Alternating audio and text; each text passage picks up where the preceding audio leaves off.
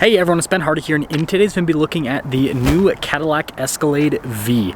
Before we get in this video, I want to give a huge shout out and thank you to the Provo Cadillac for giving me some time with this Escalade V. I'll include a link to their website in the description down below so you can check out what they have currently. If you have any questions or need any help, just ask for Alec. I'll also include a link to my car buying guide. Let's get into it.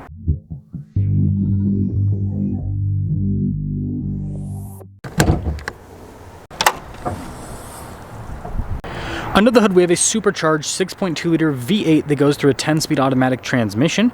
Fuel economy is 11 around town, and then 17 on the highway, with power outputs being 682 horsepower and then 653 pound-feet of torque. I think Cadillac should just bump things up by an extra 18 horsepower so they can say this thing has 700.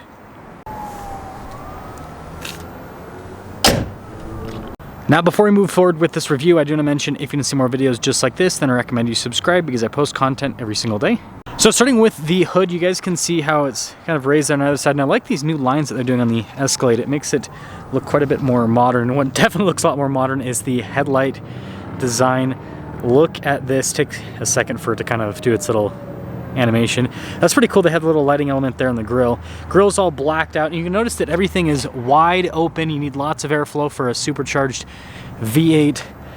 But yeah, this really does look like an Escalade from the future.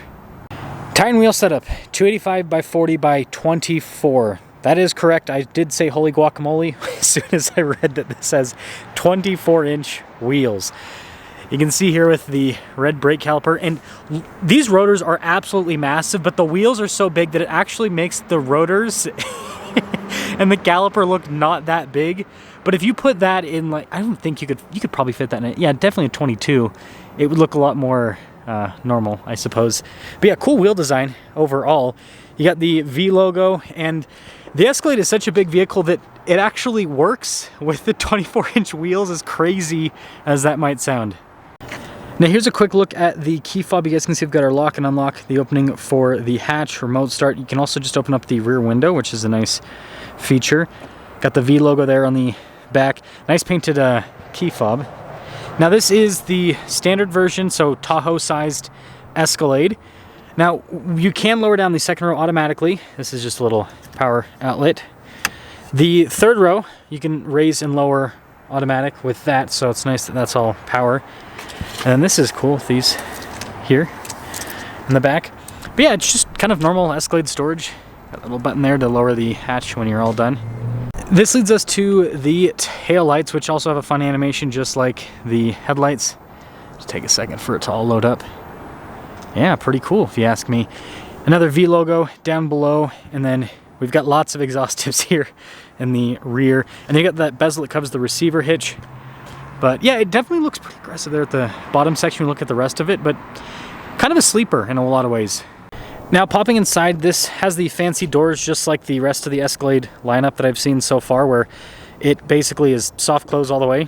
So I barely touched it, and then it closed for me. It's a pretty cool system. But yeah, nice trim all across the top. Looks like got some carbon fiber there.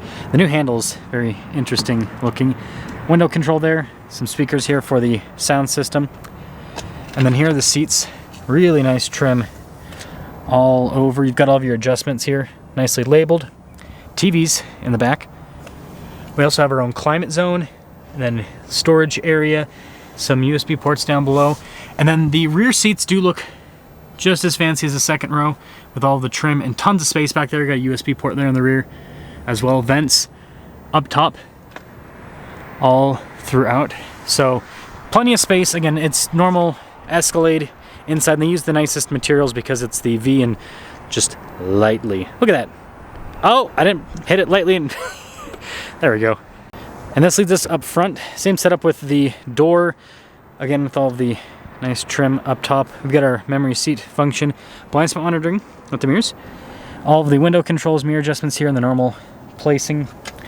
And then 1,294 is the payload capacity. 7,200 pounds is the towing capacity. I'm guessing that's probably partially limited by the payload, potentially. Got the fancy speakers in the headrest. Got all the trim down the center. These seats are massaging. Got power adjustments on the side. That's cool. The trim there on the dash. Got a little V logo right there. That's for the suspension to raise and lower it, because it does have the adjustable suspension. Trailer brake controls. Steering wheel is power adjustable.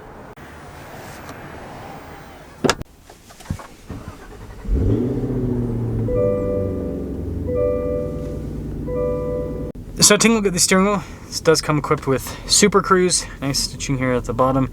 Got the Cadillac logo here. Paddle shifters here on the back for the 10-speed. You got practical controls as well on the steering wheel. Your heated steering wheel function. You got your V mode there too.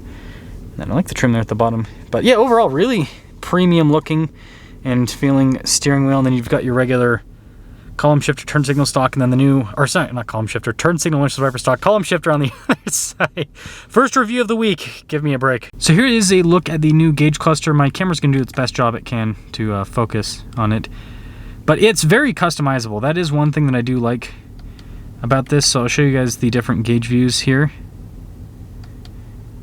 And it is a massive, massive screen.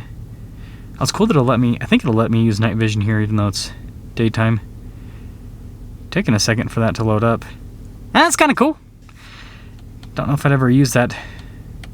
And the augmented reality as well helps out with the, especially if you're using your adaptive cruise control. That's pretty cool how you can, yeah, I like how customizable it is. I think that it makes it a lot more user friendly. We of course also have a 360 camera system. You can see all around the vehicle. Really good resolution with the camera system. And then this leads us to the other part of the screen. So by the way, this is all one screen if you haven't seen my first Escalade review, and it goes all the way across to the passenger side too, where it's kind of like another, if the camera will focus on it, the coloration they do is very dark, so it comes up in person pretty well, but it's really hard for my camera to pick up on it. But yeah, they get their own kind of infotainment system. But I guess back to the main infotainment system. This is where you control everything. You can see you've got Android Auto and Apple CarPlay. It's very quick to respond, and that's one of the good things. It's very quick to respond. I do think it would have been nicer for them to do maybe a different tone that isn't so glare heavy, I guess is the way that I put it. Now if I press that V button, that'll pull up the little V mode right there. But you do have all the different drive modes here that you can go between, which is also really nice. And you probably noticed it yelling at me. You have to use the button to go through and switch between the modes for those of you that are wondering. And we're not done with screens because we have another one down below. So this is to control a lot of different items. So for the seats, for example, the heated cooled function, and you can always do the heated seats in just the back if you want, which is kind of a GM thing. You also have the massage. And I would just call this kind of, it's similar to what Audi does, where this is kind of like a secondary, just normal control screen. You can also adjust the steps. I mean, every like normal stuff with the car. And yes, the lights as well are also built into the screen. GM is doing that with a lot of their cars. But we do at least get some physical control. So this is for the top infotainment system to control it, and then a little volume control. And then you have for your auto hold, and then for the climate to turn it on and off. Even though the climate controls are all built into the screen, you can at least turn it on or off with just a button. A little bit of storage there on the side. Nice stitching and everything here on the top.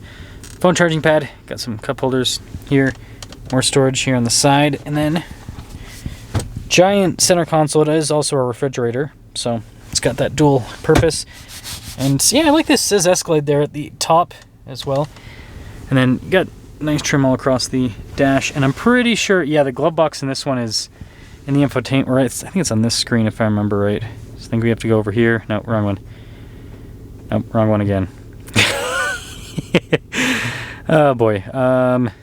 So it's not there. Doors. Well, it's not. There we go. Yeah, isn't that fun? Just open up the glove box. Camera, rear view, mirror. There's some practical controls here up top. Basically for the seats, throw them down, and then also for the sunroof. It does have a panoramic sunroof. And then we have a fancier headliner with this as well. You can see it also on the pillars too.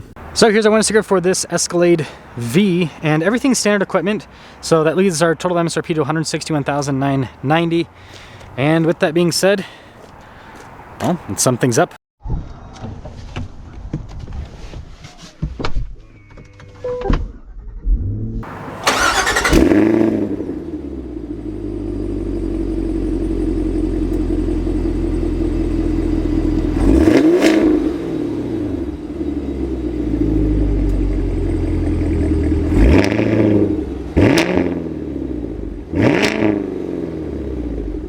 Well, let us set off here on the Escalade V, the ultimate American SUV. And I will say that even though the Dodge Durango Hellcat does still exist and has a little bit more horsepower, 710 horsepower, The Escalade is definitely a much bigger. Nobody gets a Dodge Durango as a status symbol. The Escalade's definitely a status symbol. But I will say the Dodge Durango Hellcat ain't cheap anymore. I mean, it was never cheap, but I mean, that thing's over 100 grand. So, regardless, oh, that window sticker is in the worst possible place. Sorry about the GoPro view going all over the place, but just got to make sure that I don't have someone run through our side. Now, the new Escalade drives incredibly well. Super smooth suspension. The air suspension, there's another one by the way.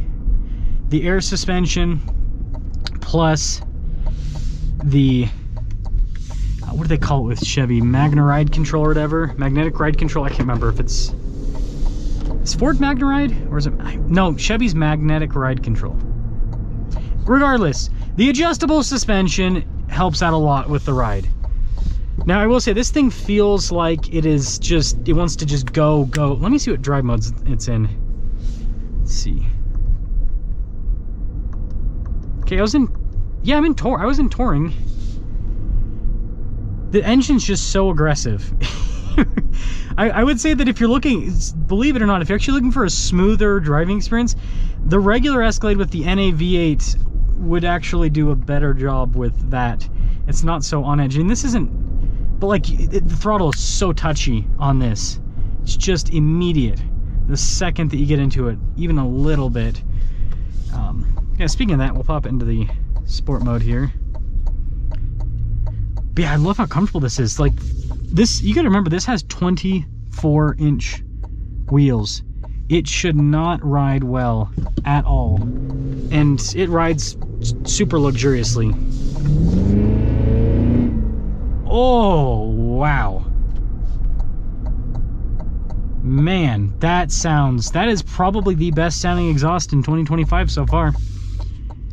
That is beautiful. Wow. Let's get another one of those.